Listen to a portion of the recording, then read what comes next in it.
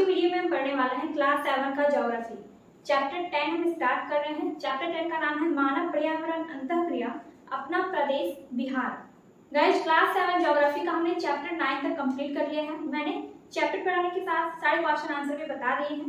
आपको class 7 geography का playlist इस वीडियो के नीचे डिस्क्रिप्शन बॉक्स में मिल जाएगा एंड ऊपर आई बटन में भी आपको क्लास 7 ज्योग्राफी का प्लेलिस्ट मिल जाएगा। अदरवाइज प्लेलिस्ट वाले ऑप्शन में सारे वीडियोस अवेलेबल होते हैं, तो आप वहां से भी देख सकते हैं। एंड गाइस, अगर ये वीडियो थोड़ी सी भी आपको हेल्पफुल लगेगी तो प्लीज वीडियो को लाइक कीजिएगा। चैनल पर पहली बार आ रहे हैं तो चैनल को सब्सक्राइब करके बेल आइकन को प्रेस कर लीजिएगा ताकि जब भी मैं नेक्स्ट वीडियो अपलोड करूं तो उसका नोटिफिकेशन तुरंत आपको मिल सके। इसी के साथ हम आज का वीडियो स्टार्ट करते हैं। जैसा कि मैंने आपको कहा कि हम पढ़ने वाले हैं क्लास 7 ज्योग्राफी का चैप्टर 10।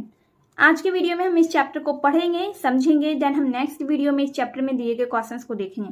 दोस्तों, चैप्टर पढ़ना भी बहुत जरूरी होता है, इसलिए आप लोग इसको फालतू मत समझिएगा, क्योंकि जब हम चैप्टर को अच्छे से समझ लेते हैं तो जब हम क्वेश्चन सॉल्व करते हैं तो उसमें हमें बहुत हेल्प मिलता है।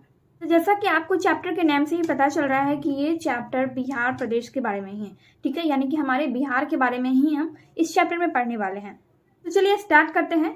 देखिए, सबसे पहले तो आपको यहाँ पर बिहार का मानचित्र दिख रहा है, ठीक है। इसको मैं थोड़ा सा बड़ा कर देती हूँ। देखिए, यहाँ पर बिहार का मानचित्र है और यहाँ पर जो आपको छोटा छोटा ये सब लिखा हुआ दिख रहा है, ये सब क्या है? बिहार का जिला है, ठीक है। जैसे देखिए, यहाँ पे क्या है, बहुत छोटे छोटे अक्षरों में लिखा हुआ है चंपारण वेस्ट, चंपारण ईस्ट, सीतामढ़ी, मधुबनी, सुपौल, अररिया, दरभंगा और समस्तीपुर, वैशाली, मुजफ्फरपुर, यहाँ पे सिवान, गोपालगंज, सारण, भोजपुर, पटना, बक्सर, रोहतास, कैमूर, औरंगाबाद, गया, नवादा इत्यादि बहुत सारे जिले हैं। बिहार में टोटल 38 जिला हैं, ठीक है। तो उन सभी के नाम यहाँ पर दिए गए हैं। बिहार क्या है? राज्य है और बिहार राज्य के अंदर 38 जिला हैं। अब देखिए, बिहार भारत के यहाँ पर स्थित है, तो इसी को मतलब बिहार के मानचित्र को बड़ा करके यहाँ पर आपको दिखाया गया है, ठीक है। यहाँ पर ये फिगर दिया गया है भारत का मानचित्र और यहाँ पर है बिहार, और बिहार के मानचित्र को ही आपको यहाँ पर बड़ा करके दिखाया गया है और इसमें सभी जिलों को भी दर्शाया गया है, ठीक है। अब इसके बारे में हम पढ़ने वाले हैं, अपने बिहार के बारे में, बिहार के भौगोलिक, सामाजिक और आर्थिक जीवन के बारे में हम इस चैप्टर में पढ़ने वाले हैं, ठीक है। दोस्तों, यहाँ से हम स्टार्ट करेंगे एंड इस चैप्टर में जितने भी इंपॉर्टेंट लाइन वगैरह हैं मैंने सबको मैंने सबको हाईलाइट कर दिया है। अंडरलाइन नहीं किया है बल्कि हाईलाइट कर दिया है, ठीक है। हाईलाइटर से मैंने सबको हाईलाइट कर दिया है ताकि आपको ये सारे वर्ड जो है, ये सारे लाइन आपके माइंड में रहे, आपको याद रहे। तो जब भी आप बुक पढ़ते हैं, किसी चैप्टर को पढ़ते हैं, तो उस चैप्टर में जो भी इंपॉर्टेंट लाइन होता है या तो उसको पेंसिल से अंडरलाइन कर लिया कीजिए या फिर हाईलाइटर से उसको हाईलाइट कर लिया कीजिए, जिस तरह से मैंने यहाँ पर किया है। इस पूरे चैप्टर में मैंने वैसे ही किया है, ठीक है। तो चलिए अभी हम यहाँ से स्टार्ट करने वाले हैं, यहाँ से हम पढ़ेंगे। देखिए, 22 मार्च को पटना के गांधी मैदान में काफी चहल पहल थी। बिहार दिवस के मौके पर राज्य के सभी जिलों के स्कूली छात्र छात्राएं इकट्ठा हुए थे। 22 मार्च को क्या मनाया जाता है? बिहार दिवस मनाया जाता है। पहले लाइन से आपको ये बात सीखने को मिली कि 22 मार्च को बिहार दिवस मनाया जाता है, ठीक है। तो बिहार दिवस पटना के गांधी मैदान में मनाया जा रहा था और जहाँ पर राज्य के सभी जिलों से स्कूली बच्चे वहां पर इकट्ठा हुए थे। तो बिहार को जानिए, इसी विषय पर बच्चों के बीच भाषण प्रतियोगिता आयोजित थी। मंच पर सुंदर सा बैनर टंगा हुआ था। जो पोस्टर आप देखते होंगे, अगर कोई प्रोग्राम वगैरह होता है तो पोस्टर टंगा हुआ रहता है कि ये किस चीज का प्रोग्राम है, उसके बारे में उस पोस्टर पे या फिर उसको बैनर बोलते हैं, तो बैनर पे वो सारा चीज लिखा हुआ रहता है। तो उसी बैनर पे लिखा हुआ था बिहार राज्य की कहानी स्कूली बच्चों की जुबानी, ठीक है। तो सभी राज्य से सभी जिलों के बच्चों ने वहाँ पे वो इकट्ठा हुए थे पटना के गांधी मैदान में और उन्होंने भाषण प्रतियोगिता में भाग लिया था। तो किस बात पे भाषण दिया जाना था? बिहार को जानिए, ठीक है। बिहार दिवस के मौके पे सभी बच्चों ने भाषण प्रतियोगिता में भाग लिया था, ठीक है। चलिए आगे देखते हैं। मंच के सामने अनेक कुर्सियां कतारबद्ध थी जिन पर अनेक गणमान्य व्यक्ति बैठे हुए थे। रंग बिरंगी झंडियां आसमान में लहरा रही थी। तभी उद्घोषक की आवाज गूंजी, बिहार दिवस के मौके पर आप सभी का स्वागत है। आज हम अपने राज्य के स्कूली बच्चों के माध्यम से अपने प्रांत की भौगोलिक, सामाजिक, आर्थिक स्थिति को जानेंगे। हम आशा करते हैं कि यहाँ के बच्चे जनजीवन, खान पान, रोजी रोजगार एवं पर्यावरण से अपने जीवन का सामंजस्य बैठाने के विषय में जानकारी प्रस्तुत करेंगे। हमारे पास ऐसे बच्चों की सूची है। मैं इन बच्चों को बारी बारी से मंच पर बुलाऊंगा और आग्रह करूंगा कि दिए गए विषय पर ये अपनी बात रखें। इससे पहले कि मैं नाम पुकारूं, आप सभी दर्शक जोरदार तालियों से प्रतिभागियों का स्वागत कीजिए। उद्घोषण की वाणी ने दर्शकों में उमंग एवं उत्साह भर दिया। ठीक है, देखिए यहाँ तक तो सिर्फ आपको ये बताया गया है कि जो भी जो उद्घोषक थे, जो मतलब उस कार्यक्रम का संचालन कर रहे थे, वो बच्चों का नाम पुकार कर उसे मंच पर बुलाने वाले थे। सभी बच्चों को एक एक करके वो मंच पर बुलाते और सभी बच्चे अपनी अपनी बात वहां पर आके रखते। ठीक है, नोट में आपको दिया गया कि बिहार के पूरब में पश्चिम बंगाल, पश्चिम में उत्तर प्रदेश और उत्तर में नेपाल तथा दक्षिण में झारखंड है। ठीक है, देखिए ये सब आप लोग याद रखिएगा। पूरब में क्या है? पश्चिम बंगाल है। पश्चिम में क्या है? उत्तर प्रदेश है। उत्तर में है नेपाल और दक्षिण में झारखंड है। तो इसको भी आप लोग याद रखिएगा। और इस चैप्टर में हम लोग क्या पढ़ने वाले हैं? बिहार के भौगोलिक, सामाजिक और आर्थिक स्थिति के बारे में। ठीक है, और इसमें हम यहाँ के मतलब बिहार के जनजीवन, खान पान, रोजी रोजगार और पर्यावरण से संबंधित बातें इस चैप्टर में हम लोग जानने वाले हैं। देखिए उसके आगे है, उद्घोषक की वाणी ने दर्शकों में उमंग एवं उत्साह भर दिया। जोरदार तालियों से मैदान गूंज उठा। बच्चों ने जोश में किलकारियां मारी। उद्घोषक ने खुशी और उत्साह से आवाज लगाई। मैं सबसे पहले 7वीं कक्षा की छात्रा नीलम कुमारी को मंच पर बुलाता हूं और चाहूंगा कि वो बिहार की भौगोलिक स्थिति के बारे में संक्षेप में बताएं। देखिए अब यहाँ से जो हम यहाँ तक पढ़ेंगे उसमें हम बिहार की भौगोलिक स्थिति के बारे में पढ़ेंगे। ठीक है, नीलम ने पूरे आत्मविश्वास से माइक पर कहना शुरू किया। नीलम 7वीं कक्षा की छात्रा थी, तो उसने बिहार की भौगोलिक स्थिति के बारे में कहना शुरू किया।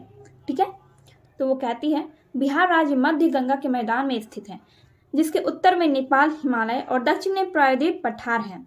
इस प्रदेश के मैदान में गंगा पश्चिम से पूरब की ओर बहती है, जिसमें उत्तर से गंडक, बूढ़ी गंडक, कोसी, महानंदा तथा दक्षिण से पुनपुन, सोन, फल्गु आदि नदियां आकर मिलती है। ठीक है, यहाँ पर देखिए, तो यहाँ पर क्या कह रहा है कि उत्तर में नेपाल, हिमालय है और दक्षिण में प्रायद्वीप पठार है। इस प्रदेश के मैदान में गंगा पश्चिम से पूरब की ओर बहती है और जिसमें उत्तर से गंडक, बूढ़ी गंडक, कोसी और महानंदा तथा दक्षिण से पुनपुन, सोन, फल्गु आदि आकर यहाँ पर मिलती है। ठीक है, तो समुद्र तल से औसत ऊंचाई 100 मीटर से कम है। जाड़े के दिनों में अधिकतम तापमान 29 डिग्री सेल्सियस और न्यूनतम लगभग 8 डिग्री सेल्सियस होता है। जाड़े के दिनों में बिहार राज्य में यानी हमारे प्रदेश में अधिकतम तापमान 29 डिग्री सेल्सियस होता है और न्यूनतम होता है 8 डिग्री सेल्सियस। और गर्मी में लू चलती है तो तापमान 40 डिग्री सेल्सियस से ऊपर चला जाता है। यहाँ वर्षा बंगाल की खाड़ी के मानसून से होती है, जो लगभग 100 से 150 सेंटीमीटर औसत वर्षा कराती है। तो यहाँ पर वर्षा जो है बंगाल की खाड़ी मानसून से होती है। यहाँ पर लगभग वार्षिक वर्षा कितनी होती है? इसका औसत क्या है? 100 से 100 सेंटीमीटर तक। ठीक है, और अप्रैल मई के महीनों में वर्षा की हल्की फुहारें पड़ती है। अप्रैल मई के महीनों में मतलब ज्यादा वर्षा नहीं होता है, मतलब थोड़ी बहुत वर्षा होती है, तो जिसके कारण आम के फल तेजी से बढ़ने लगते हैं, अतः इसे मैंगो शावर भी कहा जाता है। तो अप्रैल मई के महीने में जो वर्षा पड़ती है, हल्की फल्की फुहारें होती है वर्षा की, तो उस मौसम में आम का फल जो है वो तेजी से बढ़ने लगता है, तो इसीलिए इस माह की वर्षा को मैंगो शावर कहा जाता है। ठीक है, कभी कभी आंधियां चलती है इसी महीने में, अप्रैल और मई के महीने में कभी कभी आंधियां चलती है, जिससे आम के टिकोले पेड़ से गिर जाते हैं। इससे आम की फसल प्रभावित होती है। उत्तर में हिमालय की तराइयों से हुई वर्षा का जल कुछ जिलों में बाढ़ ला देता है और इससे जनजीवन काफी प्रभावित होता है। तो इसी सब महीने में देखेंगे आप, अप्रैल, मई, जून, जुलाई, अगस्त वगैरह में बाढ़ का सीजन होता है और इसी महीने में बाढ़ भी आता है। तो इसी सब टाइम में क्या होता है, वर्षा की वजह से बहुत सारी जगहों पे बाढ़ भी आता है। जलवायु की दृष्टि से बिहार उपोष्ण कटिबंधीय प्रदेश में आता है। यहाँ जनसंख्या घनत्व सघन है। सघन का मतलब कि बहुत ज्यादा है। ठीक है, सघन यानी कि बहुत ज्यादा, तो यहाँ जनसंख्या घनत्व सघन है। श्रोता नीलम की बातें बड़ी ध्यान से सुन रहे थे। श्रोता किसको कहा गया? मतलब जो लोग थे जो उसकी बातें सुन रहे थे, सुनने वाले को श्रोता कहा जाता है। तो श्रोता नीलम की बातें बड़ी ध्यान से सुन रहे थे। सबने जोरदार तालियों से नीलम की बातों का स्वागत किया। उद्घोषक ने बड़े ही सधे हुए अंदाज में दूसरा नाम पुकारा, मनीष कुमार। चेहरे पर तेज और उत्साह लिए एक लड़का मंच पर चढ़ा और उसने श्रोताओं का अभिवादन किया। उद्घोषणा हुई, अब मनीष बिहार के निवासियों का मुख्य पेशा और उत्पादन के बारे में बताएंगे। तो आगे हम बिहार के निवासियों का मुख्य पेशा और उत्पादन के बारे में पढ़ेंगे। तो अब एक दूसरा बच्चा मंच पर आता है और उसने कहना शुरू किया, तो मनीष नाम का जो लड़का था ये बिहार की मुख्य पेशा और यहाँ पर क्या उत्पादन होता है उस बारे में ये बोलना ये शुरू करेगा। देखिए ये क्या बोल रहा है कि प्रिय सज्जनों, बिहार प्रदेश की समस्त भूमि का लगभग 75% भाग कृषि योग्य है। बिहार प्रदेश में जितने भी भूमि है, ठीक है, उसका 75% भाग कृषि योग्य है और यहाँ 12% भाग बंजर भी है। ठीक है, बिहार का पूरी भूमि का 75% भाग कृषि के योग्य है और 12% भाग बंजर है। बंजर का मतलब है कि वहां पर कोई फसल नहीं लगाई जाती, मतलब वहां पर फसल उगता ही नहीं है, तो वैसी भूमि को बंजर भूमि कहा जाता है। तो उत्तर की ओर तराई में स्थित एकाध जिलों में दक्षिण पूर्व के एकाध जिलों को छोड़कर अन्य भाग में वनों का अभाव है। कृषि मुख्यतः मानसून पर ही आधारित है। यह कृषि प्रधान राज्य है और यहाँ के लोगों का मुख्य व्यवसाय कृषि है। धान यहाँ की प्रमुख फसल है। ठीक है, बिहार की प्रमुख फसल क्या है? धान। तो अन्य फसलों में गेहूं, मकई, दलहन, तिलहन, गन्ना, जूट, मसाले आदि भी उपजाए जाते हैं। उत्तर बिहार के कुछ जिलों में तंबाकू, केले, लीची, पान की खेती खूब होती है। आम की पैदावार भी प्रचुर मात्रा में राज्य के सभी क्षेत्रों में होती है। आम की पैदावार सभी क्षेत्रों में, राज्य के जितने भी क्षेत्र हैं सभी क्षेत्रों में आम की पैदावार अच्छी मात्रा में होती है। भागलपुर में सिल्क, पूर्णिया में जूट, गया में सूती वस्त्र एवं पूर्वी चंपारण में बटन बनाने की कुटीर उद्योग प्रमुखता से है। कुटीर उद्योग का मतलब है छोटे छोटे उद्योग होते हैं, वहां पर लोग खुद से ही इन सारी चीजों का वहां पर निर्माण करते हैं। किन चीजों का? देखिए, भागलपुर में सिल्क का निर्माण होता है और पूर्णिया में जूट और गया में सूती वस्त्रों का और पूर्वी चंपारण में बटन बनाने के कुटीर उद्योग है। हाँ, मुंगेर में सिगरेट का कारखाना, बरौनी में तेल शोधक कारखाना और खाद कारखाना में भी लोग काम करते हैं। ठीक है, तो ये सारा कारखाना देखिए, मुंगेर में सिगरेट का कारखाना है, बरौनी में तेल शोधक कारखाना है और खाद कारखाना है जहाँ पर लोग काम करते हैं। तो मुजफ्फरपुर एवं मोकामा में रेलवे वैगन प्लांट है। मुजफ्फरपुर एवं मोकामा में रेलवे वैगन प्लांट है। तो जमालपुर में रेलवे की कार्यशाला स्थापित है। रेलवे एवं बारूद के कुछ नए कारखानों का निर्माण कार्य प्रगति पर है।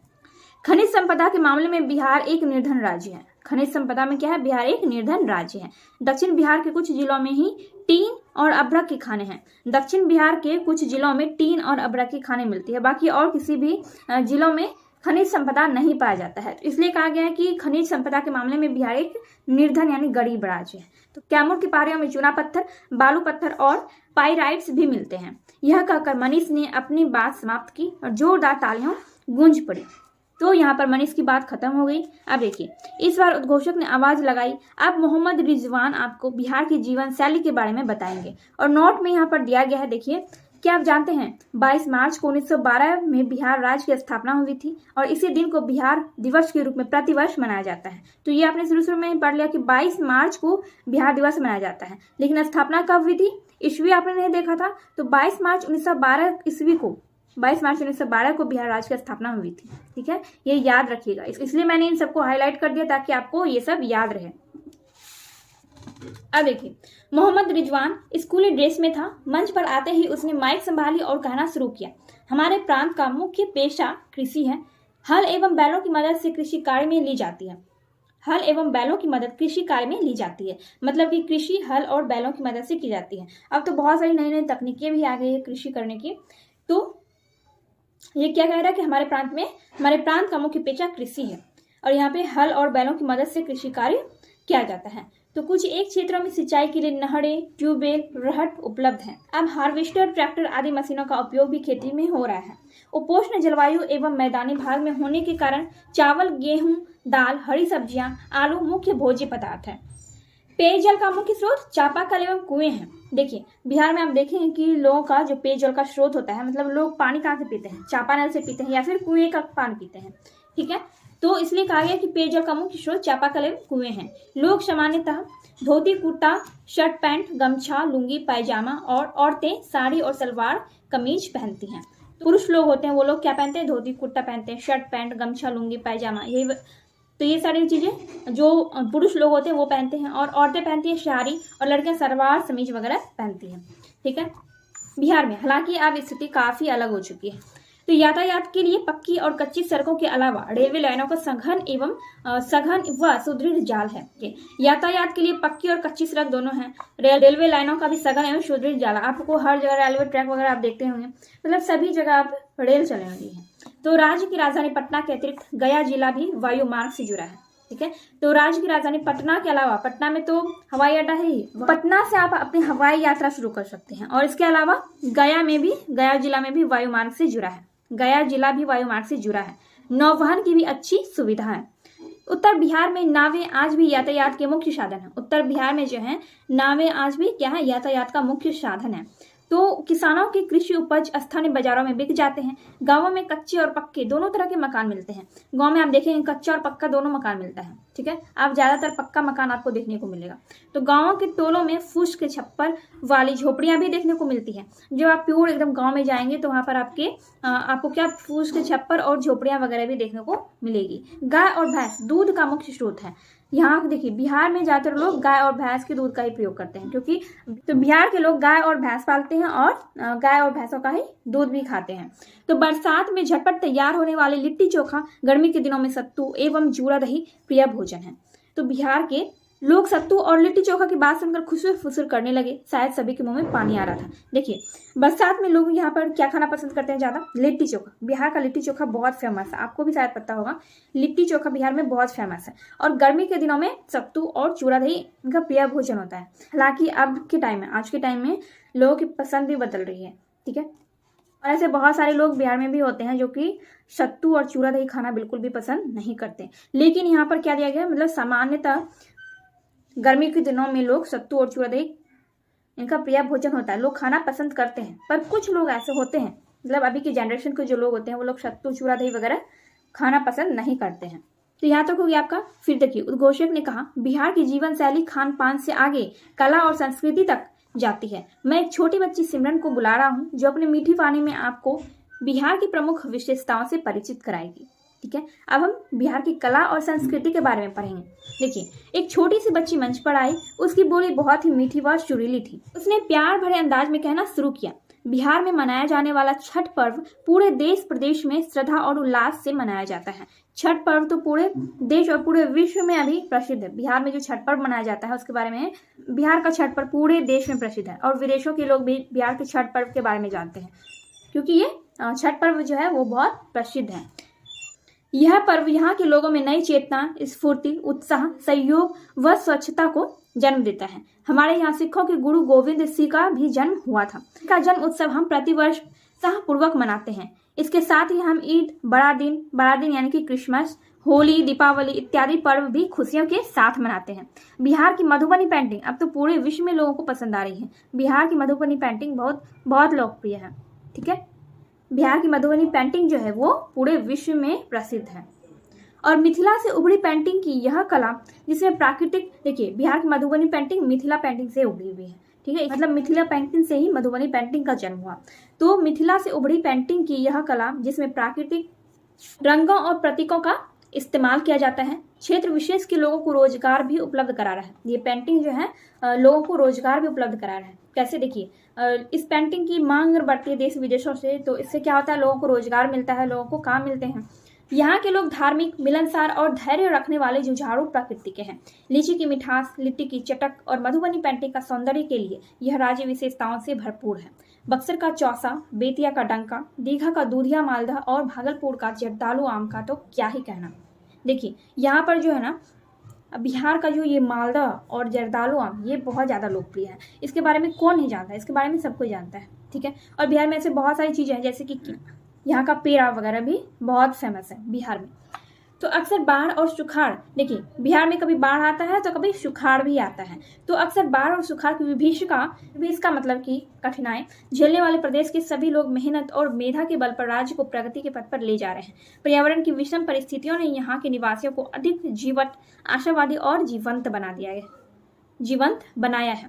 अभी समय कम है, फिर कभी मौका मिलेगा तो बिहार की अन्य विशेषताओं पर और भी चर्चा करूंगी। ये छोटी सी बच्ची सिमरन कह रही है, ठीक है, कि अभी समय कम है तो कभी मौका मिलेगा तो बिहार की अन्य विशेषताओं पर और भी चर्चा करूंगी।